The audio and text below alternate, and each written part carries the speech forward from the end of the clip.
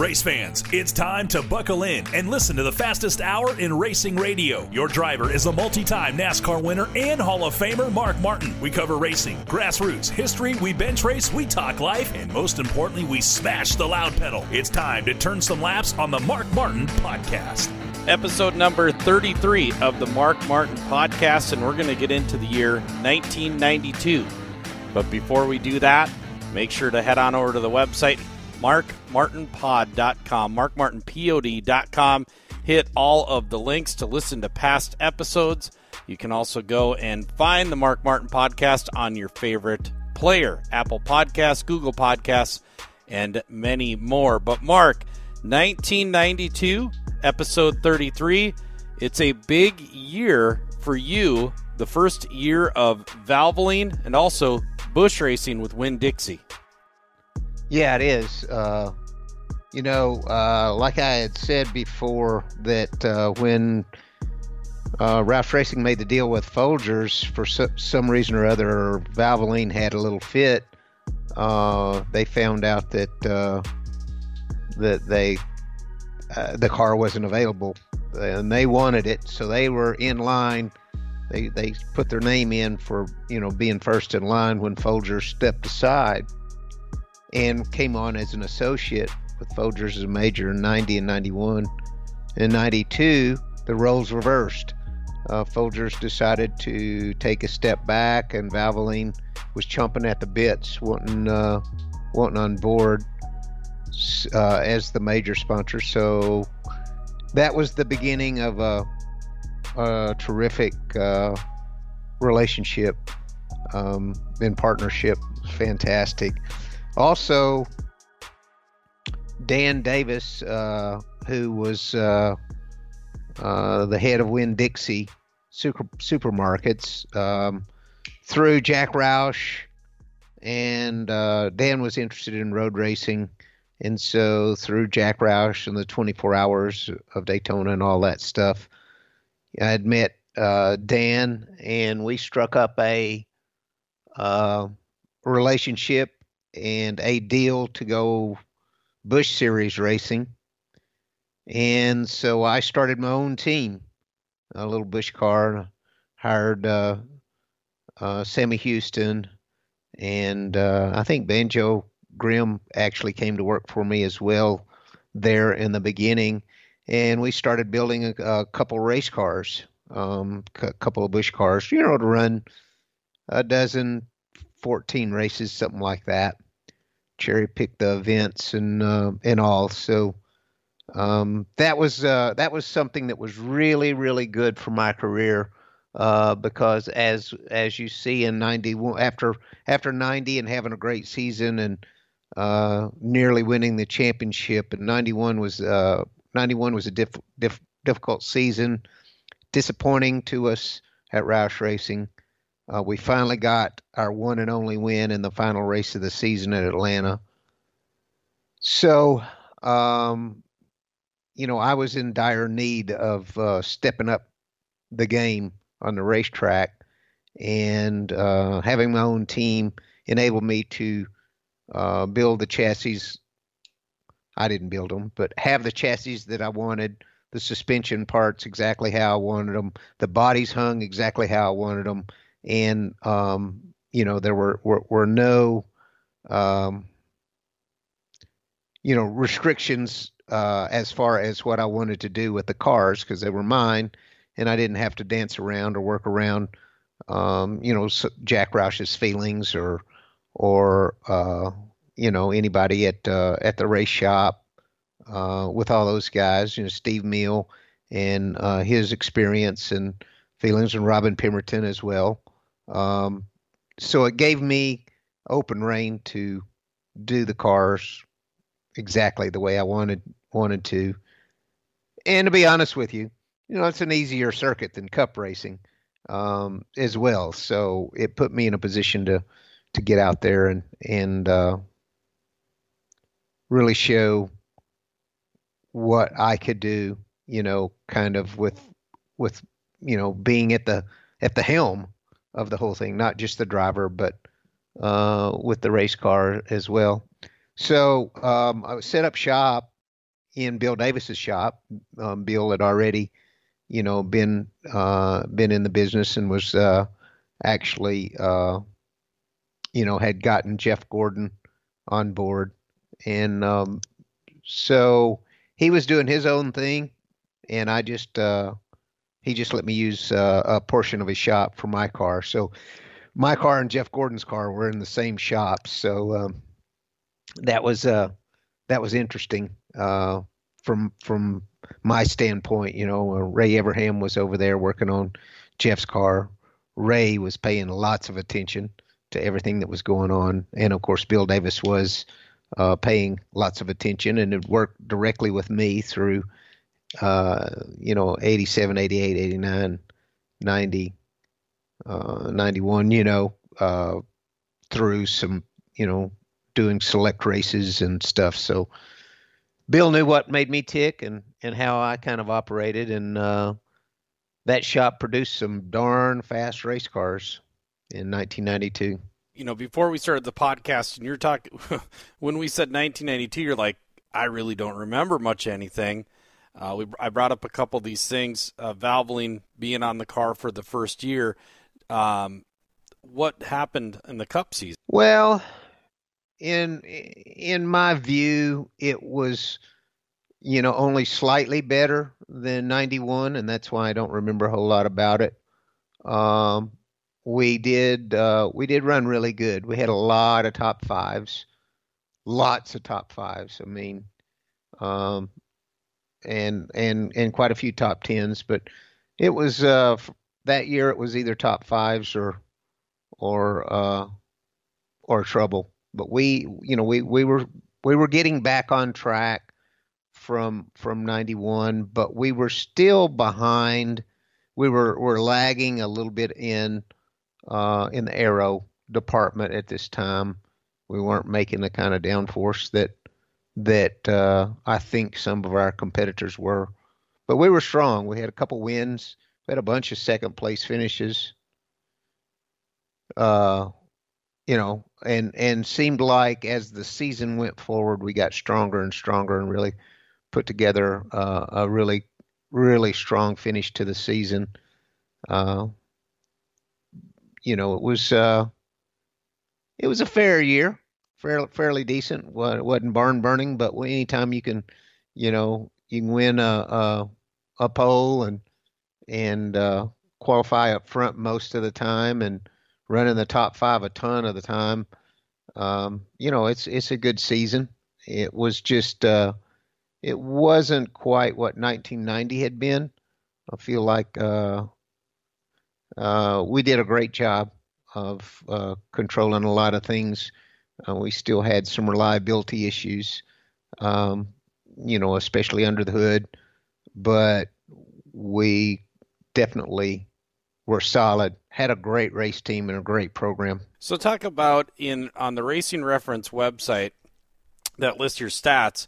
In 1992, it lists your crew chief as Steve Meal instead of Robin Pemberton. Was there a change? Not really. To be honest with you, from the beginning, Steve Meal was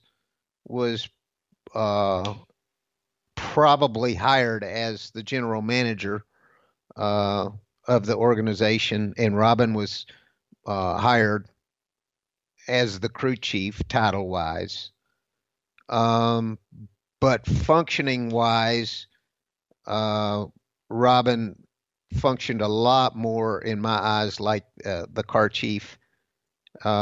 Steve called all the races from the pit box from the very beginning. And of course he leaned on Robin strongly and on Jack's information as well. But Steve pretty much called the races. Steve and I determined what setup we were going to put in before we went to the racetrack, and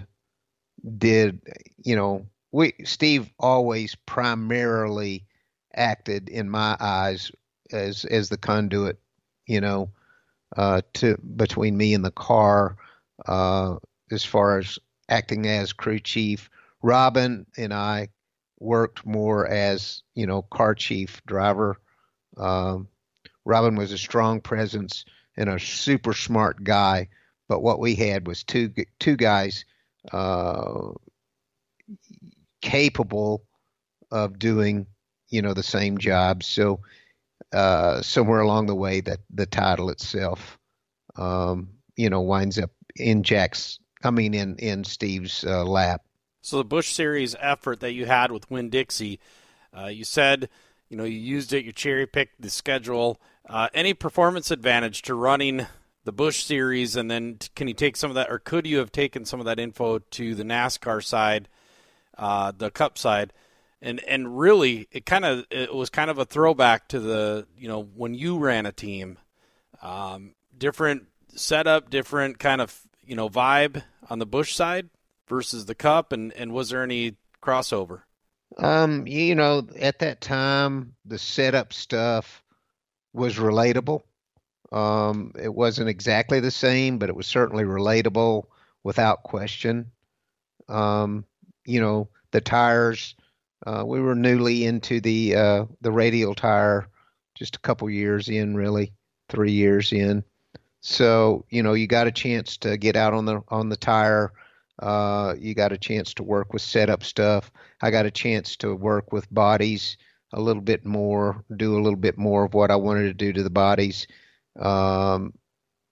Possibly, at this time I was hiring out the body hanging. But that was all good. It was good experience. Gave me more experience behind the wheel, driving, contending to win races, which was always good. It helped in my development, good and bad. Disappointments.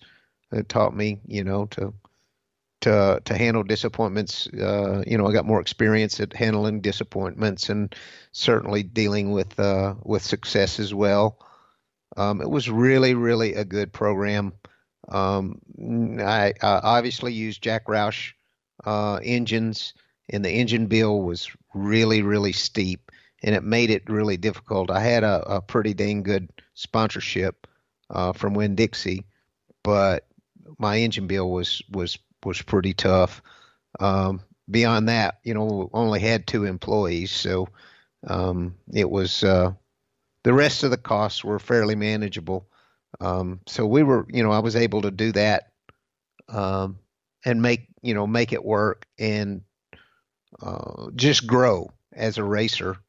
It was a good time for me, and it was a good experience. It was a much better experience at that time being an owner than it was in 1982, 10 years, before that broke me in half. So it was a different time. I was connected well. I had people that wanted to be involved and people that wanted to help, and it was really a sort of a glory, the early stages of my real glory years in NASCAR, I'd say. So at that point, you're kind of working your way in. You got the new sponsorship. You're in with Roush. Did you feel like things were starting to settle down, and you're finally finding your way in NASCAR? Yeah.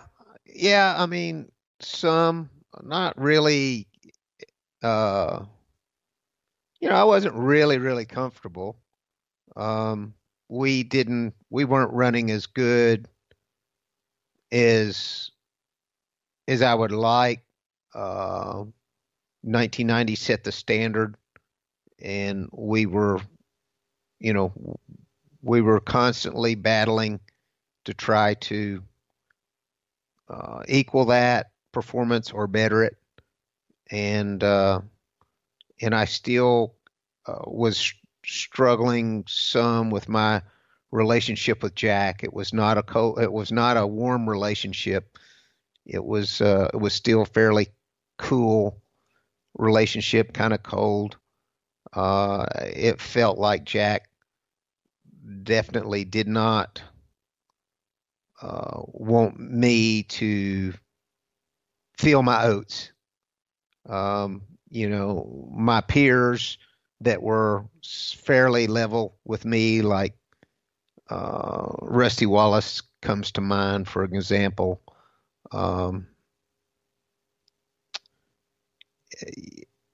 Rusty made a lot more money than I did. I was still, you know, on the really lower end of the pay scale. Rusty had lots of endorsement deals. Roush Racing was very, very restrictive on me. I got the feeling they didn't want me to have any endorsement deals or anything like that, because they wanted, for example,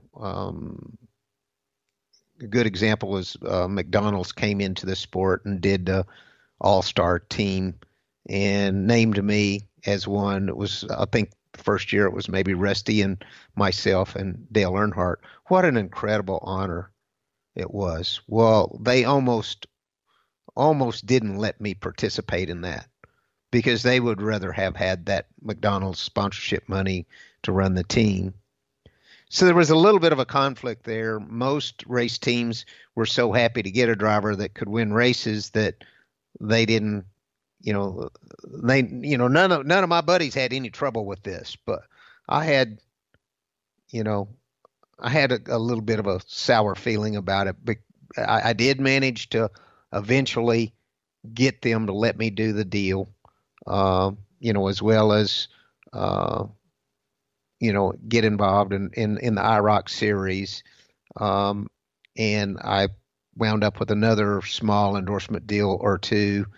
Nothing as high profile as the deal with McDonald's, but I had some, I was having some frustrations already with that.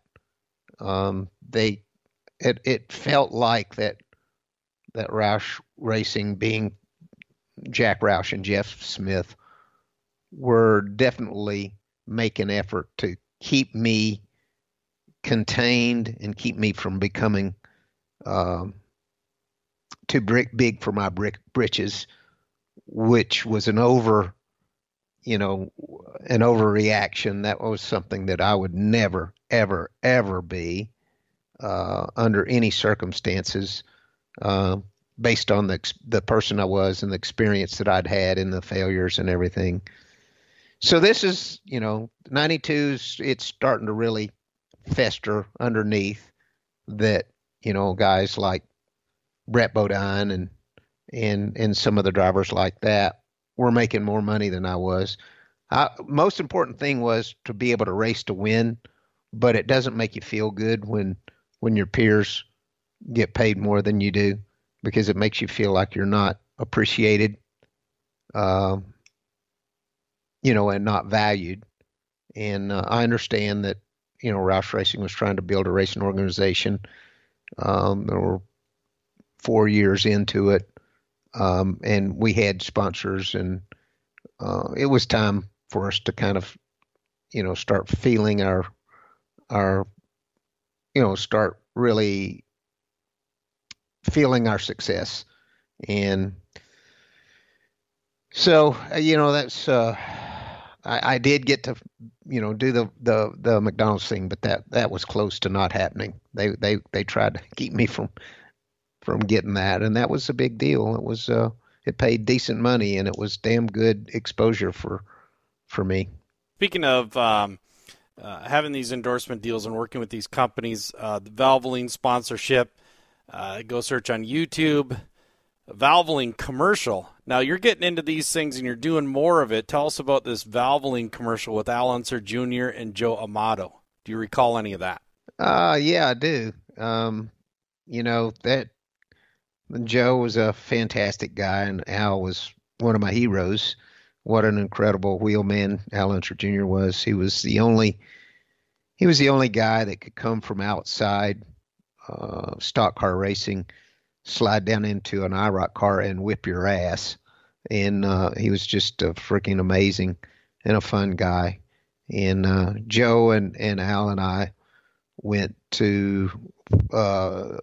unfortunately went to New York to shoot one of the commercials, and that wasn't any fun. I hated going to New York City, but it was fun hanging out with those guys. And we did a lot of stuff together. Valvoline had the three of us do a lot of things together. And, I'd been doing, advertising for the Carolina Ford dealers up to this point.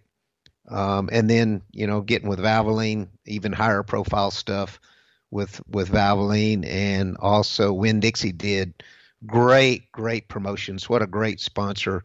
They really played on the fact that I was a Cup driver and was fairly popular at the time, and had their own identity with the 60 Winn-Dixie car. We did TV spots and lots of advertising and lots of stuff.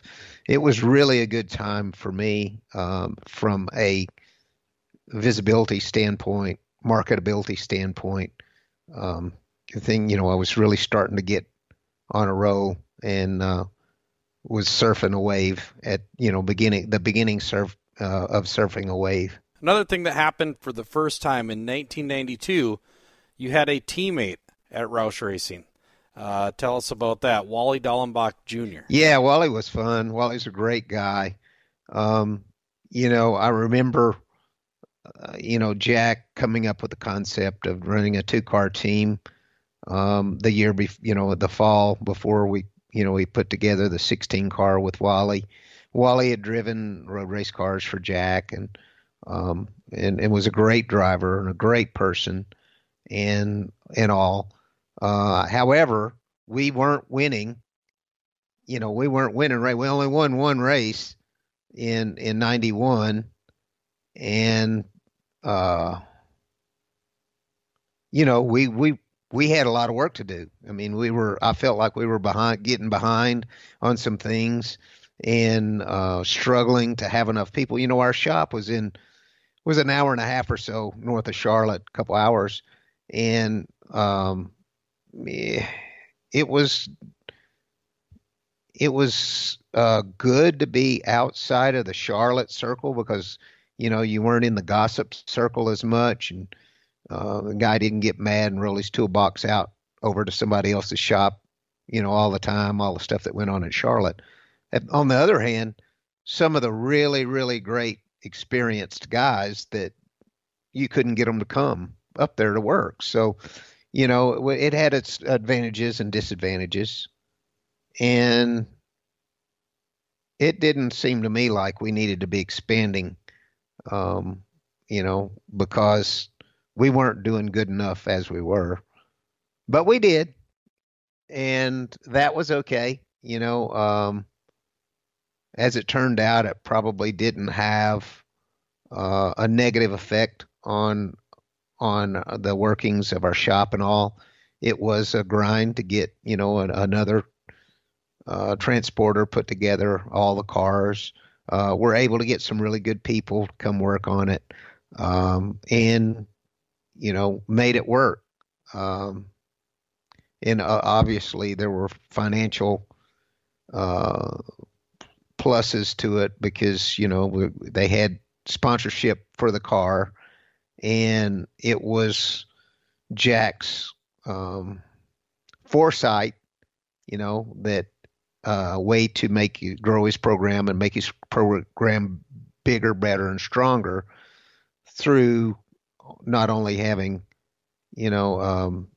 multiple sponsors, but having the competition sort of from within the organization to raise the bar for the 6-car and the 6-car guys. So, it was good times. Wally was a good dude. It was a lot of fun to race with, hang out with, be friends with. Did you learn anything about road racing from Wally? Probably that it was hard to beat Wally.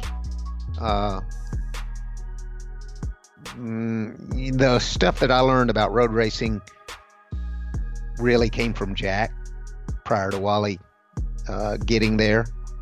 And we were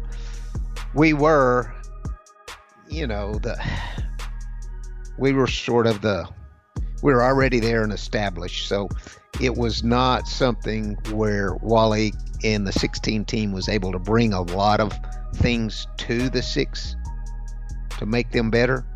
It was a fairly large flow of going the other direction, obviously. New team, rookie NASCAR driver, and all that. So, no, we didn't. I mean, there was not a lot of benefit from a competitive side from that. And Jack had already, I'd already been, doing 24 hours of Daytona and road racing with Jack and all for several years. So I was fairly up to speed by the time that Wally came into the deal. He did, however, they did go test at Sears Point,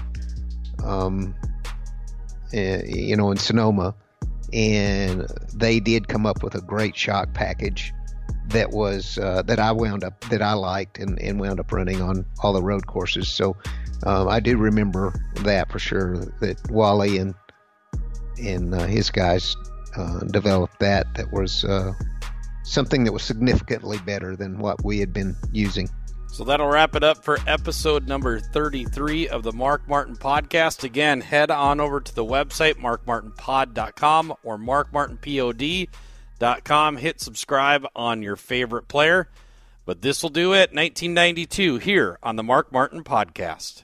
Thank you for subscribing and listening to the Mark Martin Podcast. Remember to give us a 5-star rating in your app store. Connect with us on Facebook, Twitter, and Instagram at Mark Martin POD. The Mark Martin Podcast is a production of the Accelerated Podcast Network.